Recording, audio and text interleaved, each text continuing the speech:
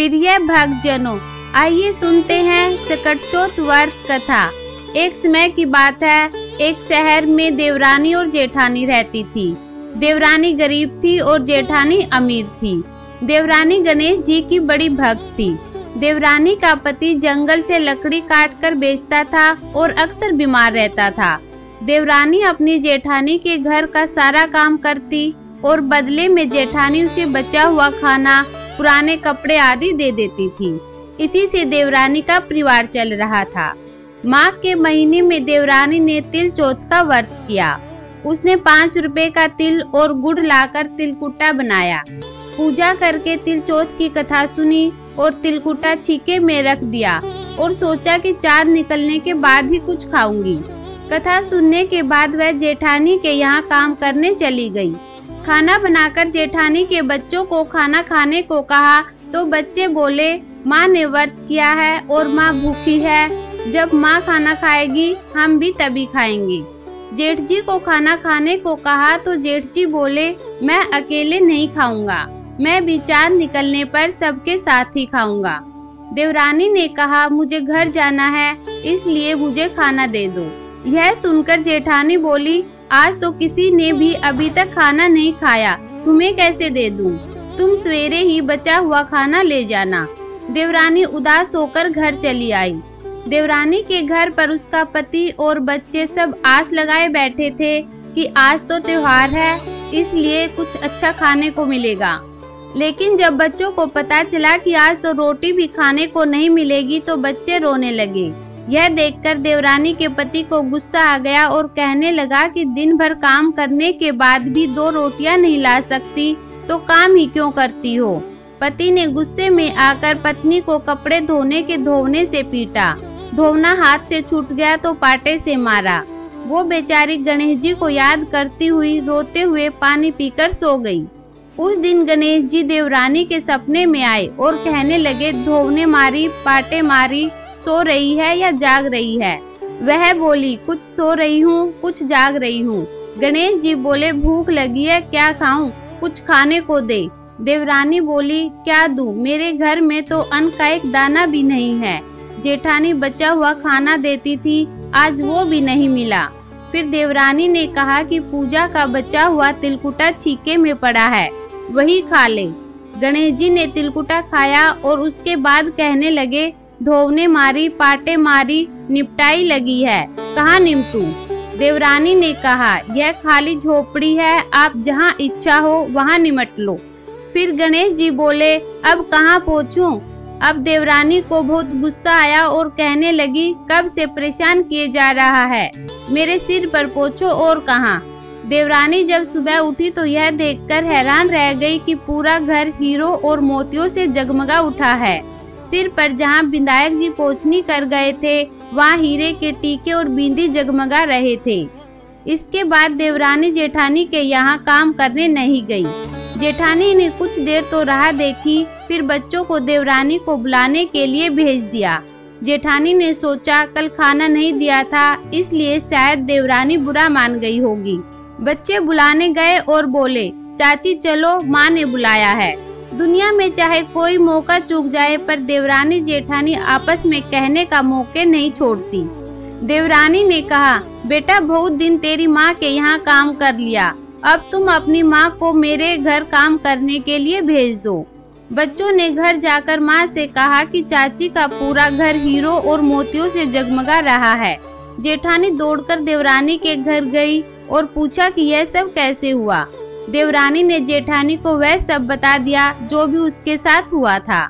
घर लौटकर जेठानी ने कुछ सोचा और अपने पति से कहने लगी, आप मुझे धोने और पाटे से मारो।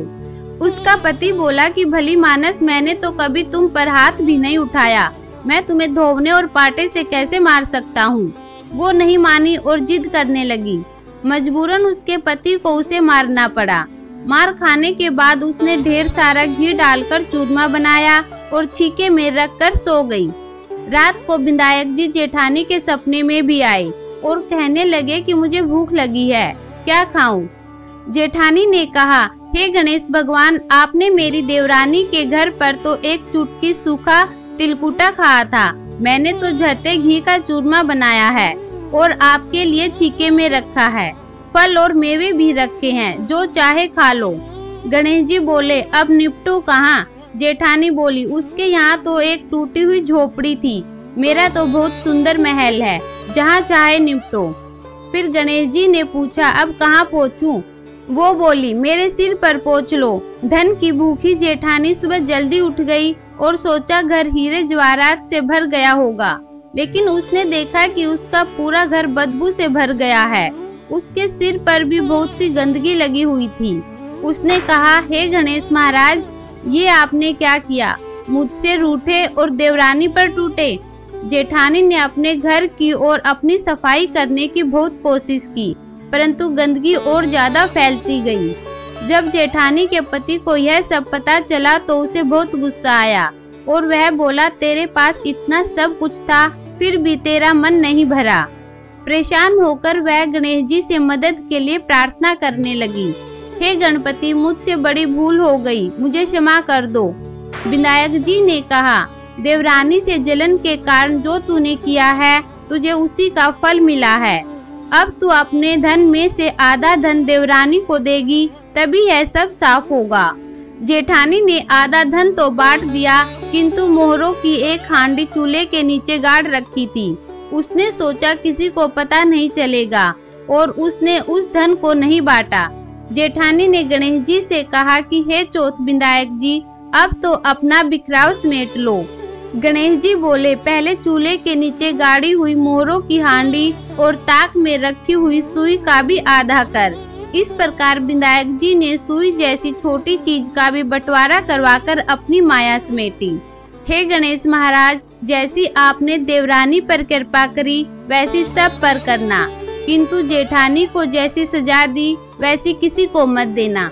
बोलो गणेश महाराज की जय। एक साहूकार और एक साहूकारनी थे। वे धर्म पुण्य को नहीं मानते थे, इसके कारण उनके कोई बच्चा नहीं था। एक दिन साहूकारनी पड़ोसी के घर गई। उस दिन सकट चौथ का दिन था। वह पड़ोसन सकट चौथ की पूजा करके अपनी बहू को सकट चौथ की कहानी सुना रही थी। साहूकारनी ने पड़ोसन से पूछा, तुम क्या कर रही हो? तब पड़ोसन बोली कि आज सकट चौथ का व्रत है, इसलिए अपनी बहू को सकट चौथ की कहानी सुना रही हूँ। तब साहूकारनी बोली, सकट चौथ के व्रत करने से क्या होता है? पड़ोसन ने कहा, इसे करने से अन्न, धन, सुहाग, पुत्र सब मिलता है। यह सुनकर साहूकारनी ने कहा, यदि मेरा गर्भ ठहर जाए तो मैं 1.25 सेर तिलकुटी करूंगी और चौथ का व्रत भी करूंगी।